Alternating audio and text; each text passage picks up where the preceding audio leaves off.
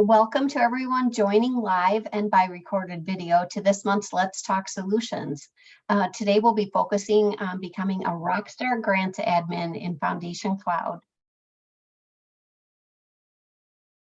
My name is Amy Strom, your Director of Client Success, and today you'll be hearing from Jill Byrne, our Innovation Manager, also known as our Jill of all trades.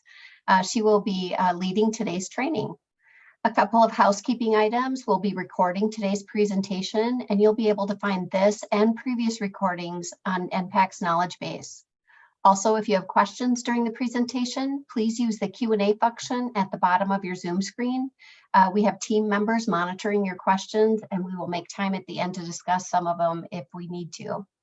Let's quick look at the agenda. Today, Jill will be covering an overview of user management on how to create new users and update user access, managing login issues and resetting multi-factor authentication, as well as how to set up custom fields and characteristics, and then do a highlight of the locked records and workflow notifications. If we have time, then after all that, we will do some Q&A at the end. So with that, let me hand this off to Jill Byrne. Take it away, Jill. All right, thank you, Amy. And I love that introduction. Ooh, making Jill feel special today. Okay, so Amy's going to drive the slides for me, but I'm going to go over our content together. So as we just went over that agenda, so there's just a couple of quick slides containing some information relevant to today's session. And as a follow-up, you'll all receive copies of this presentation. So this helpful information will be packed in to this deck that each of you will receive. So we're going to go over user roles and user management. I thought I'd share what comes with Foundation Cloud grants. These roles are already baked in. Some of you, I'm sure, have leveraged a few of these roles, but we've also given some tips on who within your organization these types of roles might be ideal for, such as we're seeing there for the grants user, for your grant processors, and so forth. So the existing roles that are already in the system, in a little bit, I'm going to take you on a tour of this area, and we'll take a look at how you can create your own roles based off of these existing ones, or you can start from scratch. All right, so the next one slide is going to talk about a few slides here we've got on MFA. So as you all know, we have started as of May 15th, we made MFA required. Of course, that's for your security and making sure that the data within your system is only being accessed by individuals that are intended to. There's a couple of options. So with multi-factor authentication, multi-factor. So what that really means is besides a username and password, or in addition to a username and password, there's another layer of authentication to prove you are authorized to access the database. And so there's a couple of ways that you can confirm your authentication, and that's either by setting up an authenticator app on your phone. This is, of course, the most secure option. It's the one we recommend. You can receive text messages if that authenticator app is not an option for you. You certainly can just receive text messages, and if you choose to do that option, you receive a code in a text. You just type that code in, and then it'll let you in. And then voice calls, that's the last one. That option is where you'll actually receive a phone call, and that verification code will be a voice message to you. So do notice that tip. We give you the option of remembering the browser for 30 days. And that, of course, makes it so that when you're logging in, you won't be necessarily prompted for all of these codes, but rather it'll take a break on asking you for that while you're using your own computer, especially for those of you that are working from home. or if you're working in your office and you know you are the only one accessing that computer, go ahead and leverage that option there. On the next slide, as we continue to dive in to these options here, if you are going to use the app, and again, that's the one we recommend. We have tested a couple of different authenticators. The two that we recommend are using is Microsoft Authenticator or Twilio. It's pretty much the same for either of them. I personally use the Microsoft Authenticator, and I happen to have an iPhone, so I just went into the App Store, searched for Microsoft Authenticator, added it to my apps, and then pretty much from there, the Foundation Cloud Grants walked me through how to connect the database to that Authenticator app, and it works pretty slick from then on. It just puts a code up on that Authenticator app, and I type that code right into FCG, and I'm rocking and rolling. So if you have other types, if you have an Android, of course, that's in your Play Store. If you do use Microsoft Authenticator, there's a little tip there, little instructions on how to add that new account to the Authenticator. Of course, we have a lot of helpful information in our knowledge base to step you through this. That QR code, I think that's the easiest way. So on the screen, FCG is going to be showing you a QR code. For anybody that's not familiar with those, that's that square code that looks kind of like a pixelated picture. Put your device right in front of that, and it'll just automatically create the count for you. So like I said, I think that's the easiest one. And Amy, if you could go to the next slide, I've got a little example of what that looked. I took a picture this morning on my phone. And so again, the Microsoft Authenticator, and this is an example of mine on the iPhone. I downloaded that from the App Store, and then I opened up FCG. It presented me the QR code. I clicked the little plusy button you're seeing there in the upper right corner of that screen print of the Authenticator. I just clicked that to add a new account. Took a picture of that, just held my phone up to the screen when that QR code showed up, and it just created that NPAC Grants MFA account you're seeing there. It just created that automatically. And then it had a code. Now you'll see that 11 there with kind of a little circle. You get so long to look at that code and match it up with FCG and type it in, and then it refreshes and puts a whole new code there. So that code, it's kind of a pulse. It's showing you a new code every so many seconds. So if you don't already have, FCG ready and you're doing something else, just wait for a new code to show up and just type that new code in, and you can get into the system. So I know there's been a lot of questions around MFA when we rolled this out.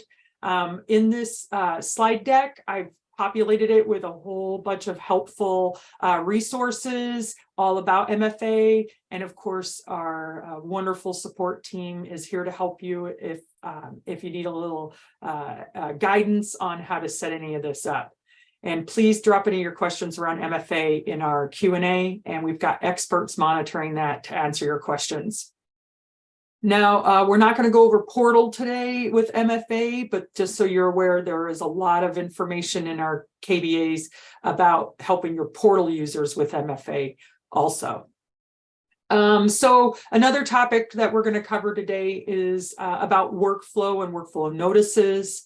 Hopefully, a lot of you are leveraging workflow out there. I enjoy workflow. As being a business analyst, I'm always looking for the efficiency things in our products, and workflow is definitely one of those. With workflow, it is something that you have to be thoughtful and planful around. And I think of it as like an assembly.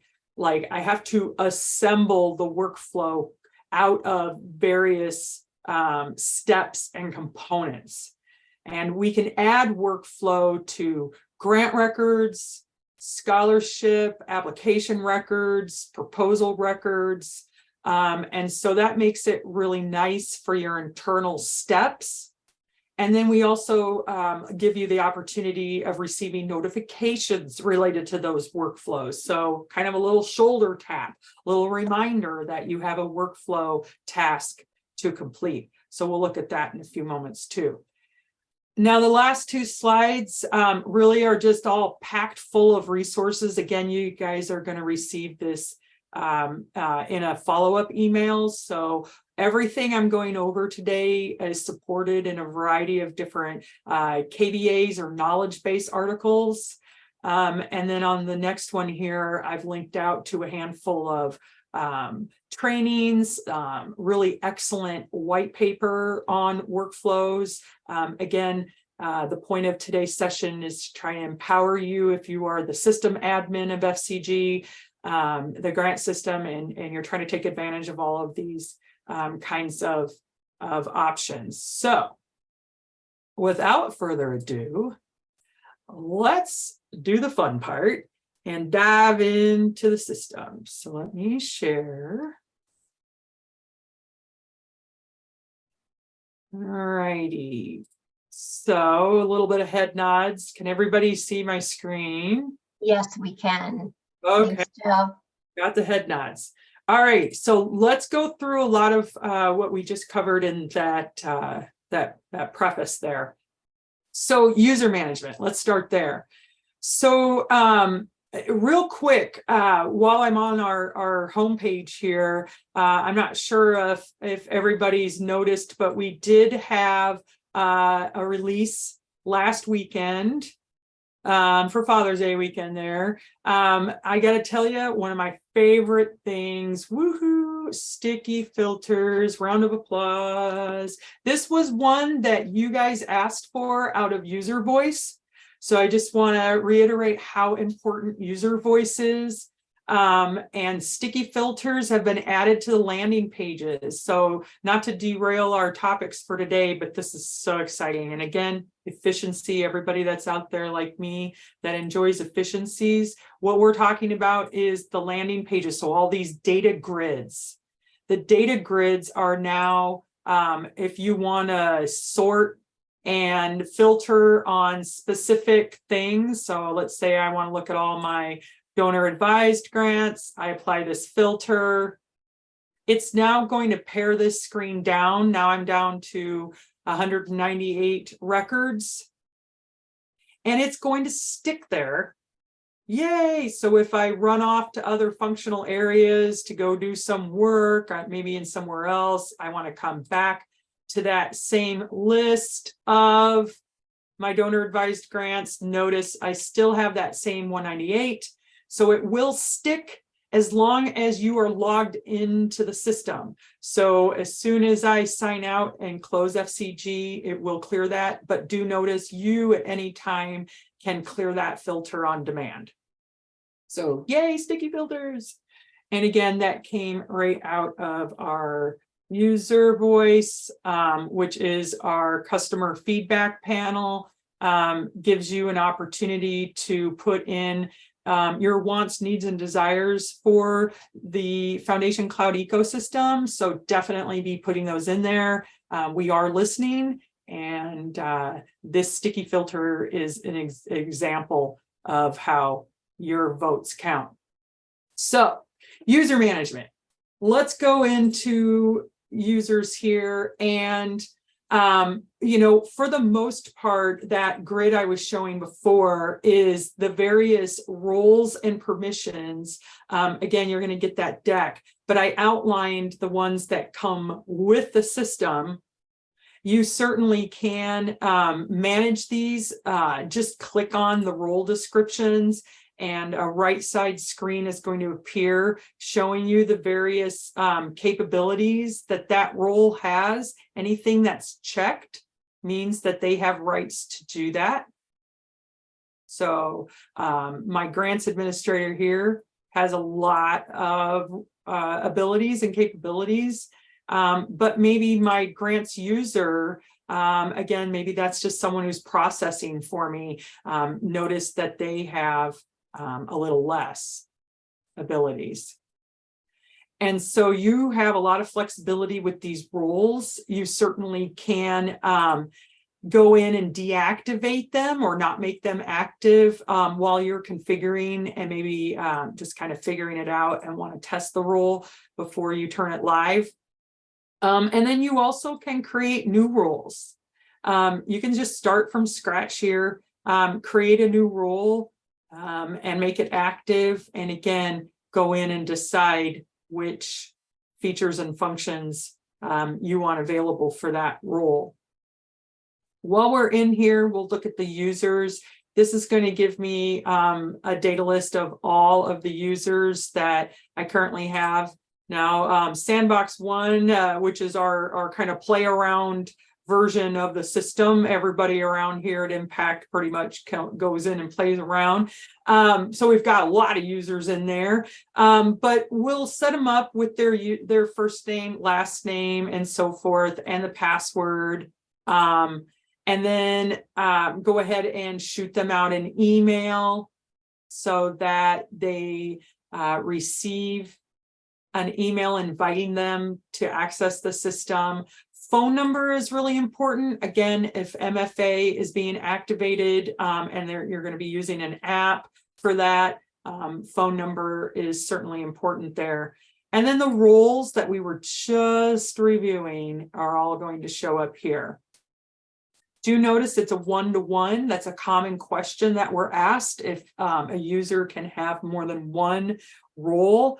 And in FCG, that's a one-to-one. And that makes a lot of sense because obviously you don't want conflicting permissions. And so you do want to use one role for that user.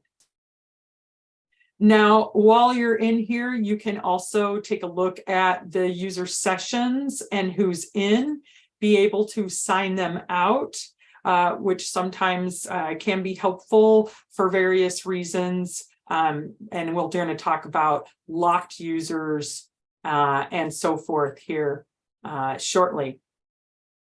And then let's go into the MFA portion, and I'm going to dive into my account. Hopefully you saw that. Let me go a little slower there. Up here in the upper right corner, you just hover over your name.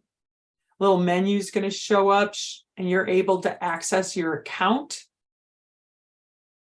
Now, this is the user themselves, not you guys as administrators, but the user themselves can go in and manage these account details.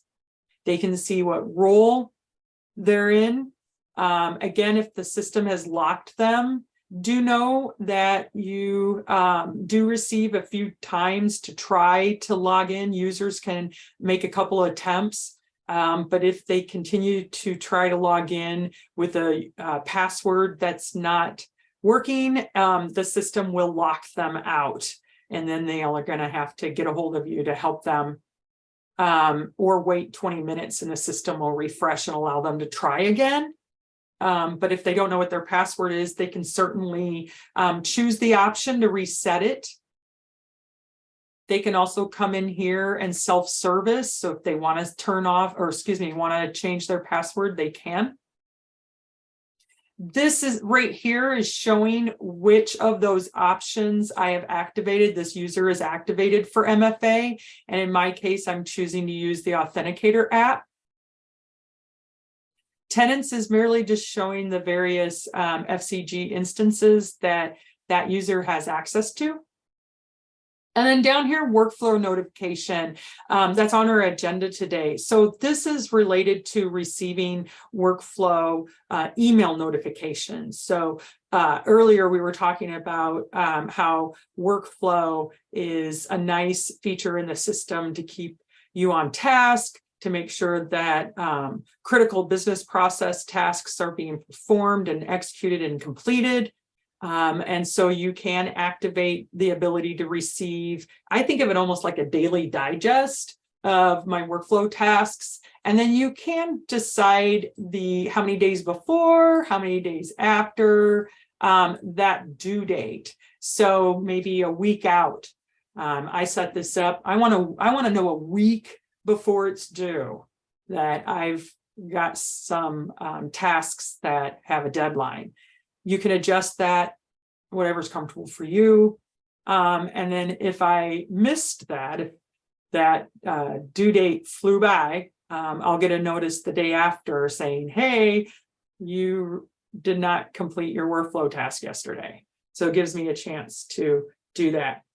While we're in here, I'm going to go ahead and show you this setup for MFA because I want you guys to see that live.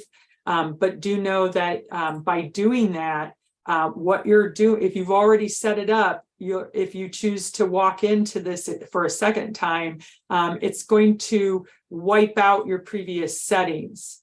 So sometimes that's okay because maybe you changed phones. And so you have a new authenticator app instance on your phone, and you want to set this back up on your new phone.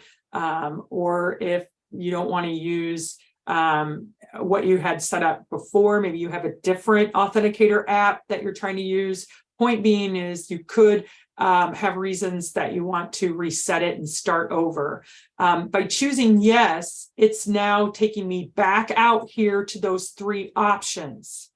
So again, if you have users that have said, hey, the authenticator app isn't working for me, I'd rather get text messages, or for some reason they want to get voice calls or whatever, they can come in here and change how they want to receive that second authentication step.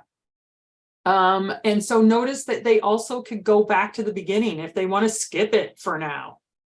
You can also do that. So if I choose that authenticator app, here's that QR code. That's that box I was talking about earlier that has like a bunch of pixelated stuff in it. This is what my phone app is waiting for. So I merely pull up my phone, put that in front of this window, and then it'll work automatically. If that QR code is not working, so I know there's been a few of our customers that have said, hey, the QR doesn't work for my phone for some reason. It can also take this big long VIN number, big long number there. And then if that's not working, you know what? Let's go back to the beginning. I don't think I want to use the authenticator app. So in other words, as you're setting up your MFA, you have opportunity to make decisions, to change your mind, and to reset things up if you need to. I'm going to skip it for now because I don't have my phone in front of me. So that hopefully helps a lot with MFA. Again, this is set up so that we secure the data the best way that we can. So let's move on with custom fields and characteristics. So for those of you, again, that are system administrators, we're spending a lot of time today inside of these settings that are underneath this functional area. And so characteristics and custom fields, often asked what the difference between these two are. Characteristics are tables. So think like drop-down boxes, menu options. So characteristics are tables, and you can set these up, configure them exactly how you need to be tracking data. Same thing with custom fields. So that's the big difference. These are fields within the records that you can customize. Characteristics are tables that you can customize. Both of these can be leveraged in things like reporting, queries. I know some of you have been super excited about our Power BI move to Power BI. And so you'll be able to create visualizations based on characteristics and custom fields and include those in your queries and reporting. So I know a lot of folks are using these out here. Just to remind you about characteristics, there's a variety of different places within the system that these can show up. For example, on the grant records,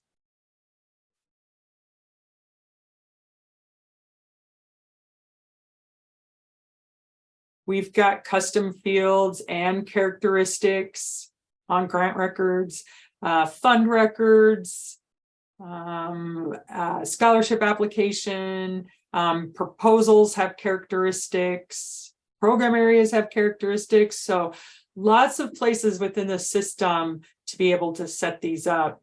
So characteristics, again, are really a group, a collection of various custom tables. So for example, if I choose demographics, now I'm going to see some information under that characteristic code. Let's see if I choose area. These are different counties. Just an example. So these are codes that I can add. Actually, let's close one of these here and add it to that record. And again, this is a lot of times used for managing your data, reporting on your data, querying, and grouping things together. Custom fields, same concept in that I can create some custom fields. Let's say there's data that I want to be able to input inside of the record, but there isn't an existing field already on the grant record. But hey, this is data that we like to track. Create a custom field, and then you can start tracking that type of information. So again, custom fields and characteristics are managed within this administration area. Characteristics, we just hop in here, kind of set up as various types of groups. So within each group, you can have subgroups. And these are very easily manageable in that you can rename them, delete them if they're not, they don't need to be there, or make them inactive when you're done. But it's pretty simple to add a new group. I'm going to call this one for LTS, so I know to come back later and help take care of it. And then be able to expand on into that. Maybe I want to make a subgroup out of that, and so forth. And so as you're creating your various characteristics, do know that you'll populate those with the various types of, in other words, codes. I think of these as table values. So we might have blue, red. Let's do yellow. Okay, so now when I visit that grant record, I'll see a characteristic group called for LTS, and then these blue, red, yellow will be available to add to that grant record.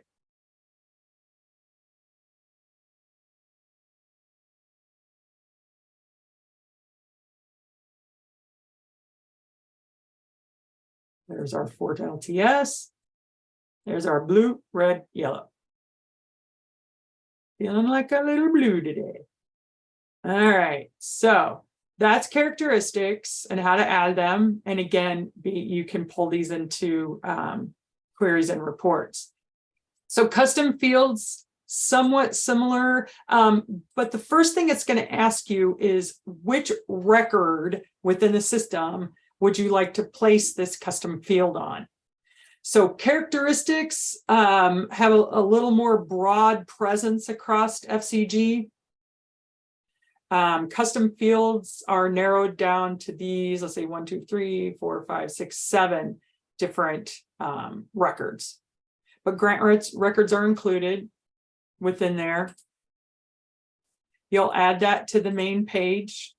Now I've already created a few of these within the system. When you're creating a new custom field, notice that you have a variety of different formatting or data types. So that custom field, think about what a field is. That's something that I'm going to enter data into. So are we capturing the date something happened? Maybe I want to pull in a value from our characteristic tables. Multi-line text, so that gives me plenty of room to type in whatever that happens to be. Does it need to be a number value? Now that's a real nice one because it'll prevent users from putting in alpha characters. So if it's specifically, out of 1 to 10, rank this, for example, and you want them to put in number values, that'll ensure, so it's a little bit of data integrity check there. Single-line test, again, that's just a little smaller. Do we need to link out to a URL? Is it merely a yes, no? So again, custom fields give you a little flexibility with what is that custom field? What is the data we want users to add to these records and so forth. You can also set a default value. So thinking of that yes, no, sometimes that's really nice. Maybe that's just a special situation when we have to say no, for example. And then you can choose whether to make it active and required. So I want to make sure that everybody is aware that when you make custom fields required, and someone is in there editing and the custom field didn't get edited, that user is going to be stopped and asked and prompt, hey, this custom field is required. Please go fill that out. So that is another data integrity check that you can activate in a system. I'm going to come up for air in a moment. Let's see, my panel, how's it been going? Do we have any questions that we want to answer live on air? Jeff is starting to answer some, but we can ask some online too. If you add a characteristic, does it change for all the records in the system or only for certain records? That's a great question. So characteristics are per record. And I see that Jeff is actually in process of answering that. I don't know if he wants to take himself off mute. Sure, I can answer that one live. Yeah, so if you add a new characteristic option, for example, if you add a new gender or if you add a new ethnicity, etc., that's going to become available all throughout the system anywhere you're using that ethnicity characteristic. But be careful though, if you rename an existing characteristic, it's going to rename all of the instances of that instance, right? So if you, for example, if you change Asian from one of your ethnicities, if you were to change that to Asian American or Pacific Islander, then that's going to be reflected in all of your records that have that characteristic code selected. And so if you're renaming one, that's okay. But if you're going to want to try to repurpose an old one, it's best to just flag it as inactive and create a brand new one. Great, thank you, Jeff. The next question was, do field names have to be a single word with no spaces or characters? For the custom fields, off the top of my head, I'm not 100% sure, but let's just see what happens here. They do have some there in the list that have spaces in them. I was going to say, I'm pretty sure you can add spaces. What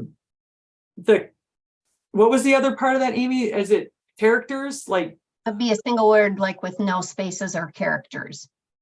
Yeah, spaces are okay. And I'm assuming characters. I've never really tested that. But let's give it a whirl right here. Yeah, it took symbols. So I would say go for it. You're not restricted for characters, symbols, or spaces. Perfect. That's the only questions we've had recently. Okay.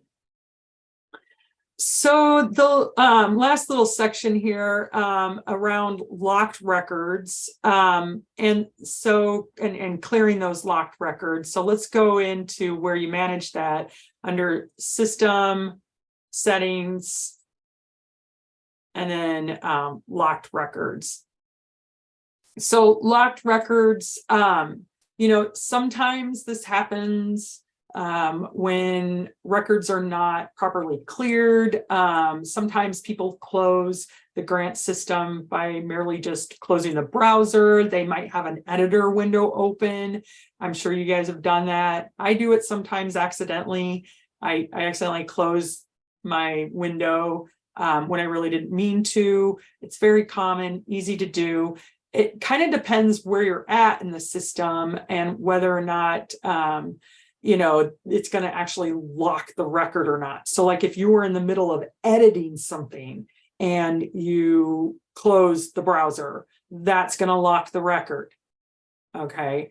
So like in the portal, sometimes this can happen when your portal users out here on the portal, let's say they leave the web page while they're filling out, say it's a grant applicant and they're filling out an application and they close their browser. Now, the nice thing is the portal is doing a live save. So nice thing is they're not going to lose. So if they're in the middle of filling out an application, they're not going to lose the data, but it might lock the record. And so the next time they come in, it should clear that automatically.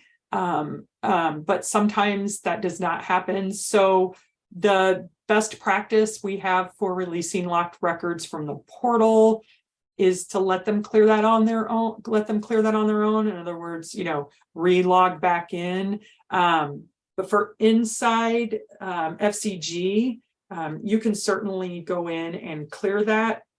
So if you're not sure if a user is actively working on that, obviously you might want to reach out to that team member. But if you know that they're gone for the day and they might have just left something open and just shut the browser, then it would be okay for you to unlock it. So I guess what we're saying is, do make sure that the users are not still actively working on something. But like in this case, back in March, I was working on an online fund request and I got out of the system and I didn't properly close it. So while I had that online fund request open, unfortunately, I locked it. So you can just unlock that.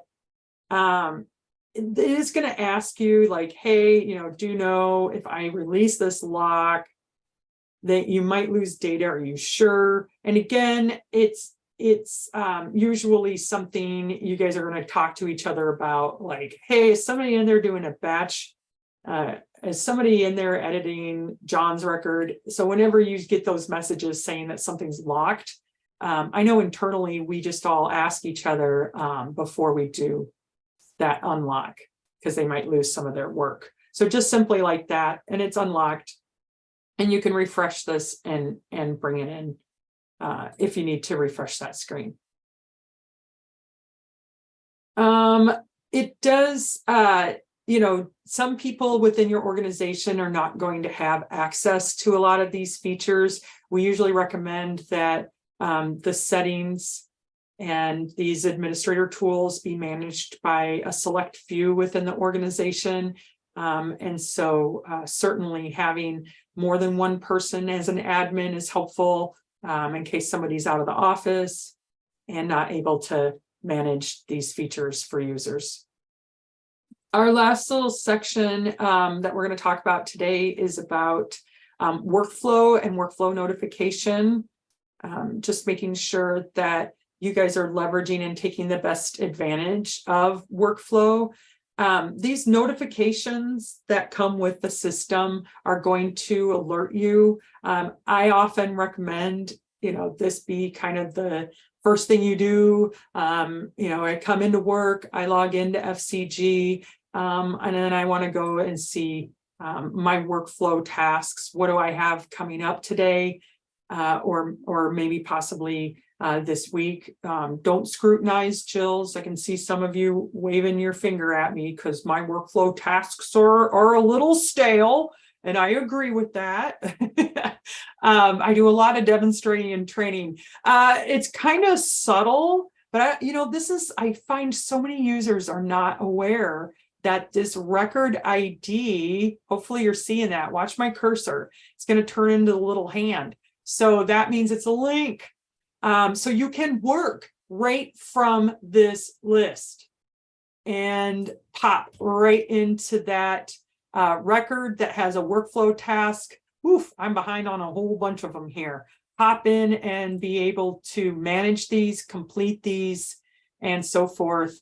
And as I'm completing them, they will drop off my list of workflow tasks. Oops, went into the admin area. It'll drop off of this. So as I'm completing these, this list will begin to reduce. For anybody that would like to sort this, you certainly can. Maybe you want to sort it by due date. So I just want to see any of those that might be, between just this week. So I just want to look at my ones that are due this week. I can do that. Or maybe it's overdue.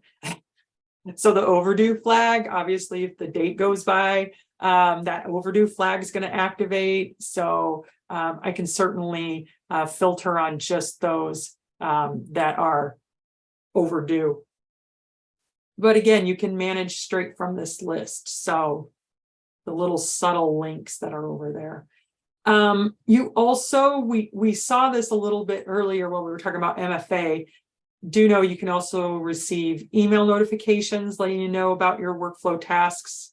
When you set up workflow, if we hop into how do we make this?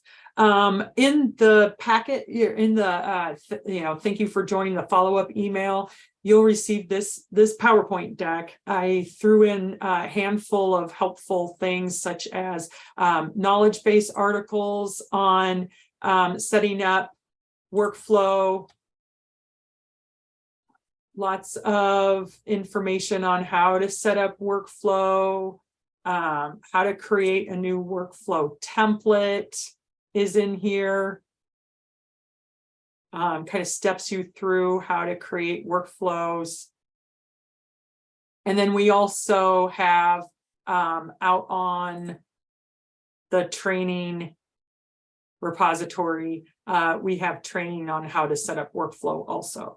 So lots of helpful information on workflow. But essentially, I mentioned before, to create workflow, you have to be able to add steps to that.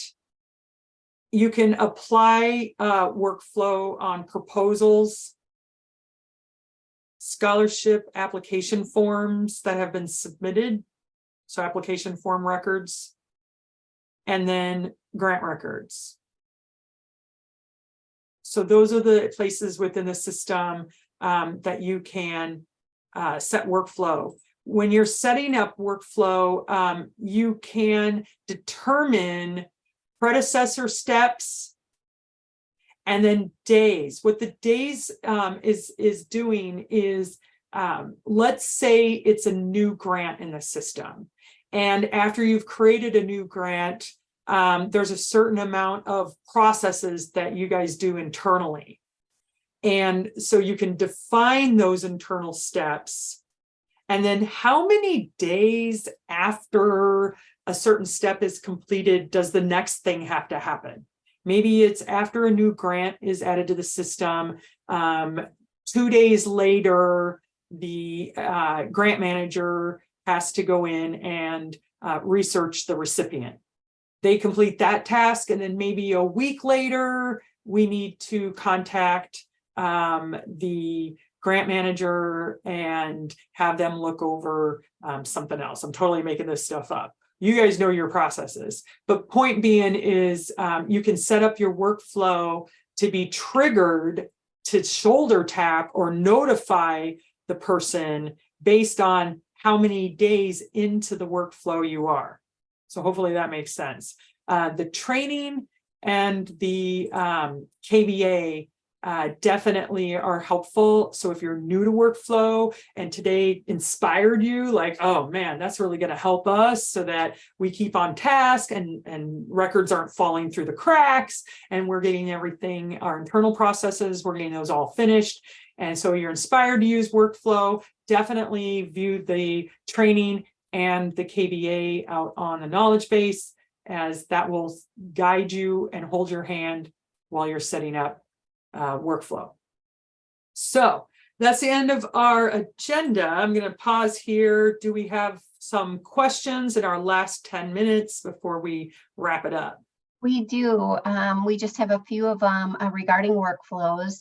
If you're not getting notified of workflow tasks via email, is there something we need to turn on? Do you want to show them that screen again, where to turn on for email notifications? Sure. In the account, but I think they're saying they did turn it on. If we are not getting notified of workflow tasks via email. It says, Yeah, is there so something we need to turn on? Yeah, great question. So first of all, make sure that what Jill has shown in this screen is enabled for each user who wants to see notifications. If these are set up, then we need to check a couple of things. One, for every user account in FCG, we need to make sure that there's an email address. For a long time, that was an optional field for each user. And so if you've been around for a while, you may not have email addresses in your user table to which we can send these email messages. It's also possible if you've got everything configured properly and you're still not getting the messages. There was a season several years ago where we were not turning on the email notification job on our servers by default for new implementations. So some of you may have this job set up on our servers and some of you may not. It's definitely included as part of your product. And so if you've done everything right and you're still not getting messages, go ahead and open up a support ticket. And our support team will get with the hosting and infrastructure folks to get our cloud servers set up with a job to send those daily emails to your foundation. Perfect. Thanks, Jeff. We have another one. When completing a large workflow list, do you have to go back out and click on workflow from the little notification icon each time? So Jeff, that's a great question. So this, my workflow tasks, besides this navigation option under the alerts, is there another way to get to this list? I don't believe so. I think this is the only way to get to this screen in FCG. So that's, hey, Casey, I hear that pain. That's a great thing for our user voice, because I'm like you, I would love to just dive into this screen, you know, not have to navigate to the, and so that's less clicks. And I would encourage you to put that into the user voice as a way to streamline working through your workflow tasks. Great question. Great. Looks like we got one more there. One more. If we are setting up a customer field on the default grant record page, what are we actually editing? Where are those fields on the front end? I would assume, this is an anonymous attendee, so we aren't sure, but I would assume that the word customer is actually custom. If we're setting up a custom field on the default grant record page, what are we actually editing? Where are those fields on the front end? And Jill's got it pulled up right here. This is on the grant record. So that tile, that's a great question. And so when you're in here setting up your custom fields, it does ask you, so grant record, for example, it will ask you what page you want to use. We're going to work on getting our help beefed up a little bit around that, because I think that's a little confusing. But essentially what it's saying is you can create more than one page of custom fields. But with that said, 99% of the time, you're going to be using this default page. And then here's where all of those custom fields that I had in my system show up. And then this specific one, remember, was attached to a characteristic. So in other words, I'm saying when we're filling out our grant records, this is a required field. And so someone has to populate the ethnicity in the system. So again, you can make these required, and I have done that on this grant record. Okay. Thank you, Jill. I'm going to take the screen back. Yes.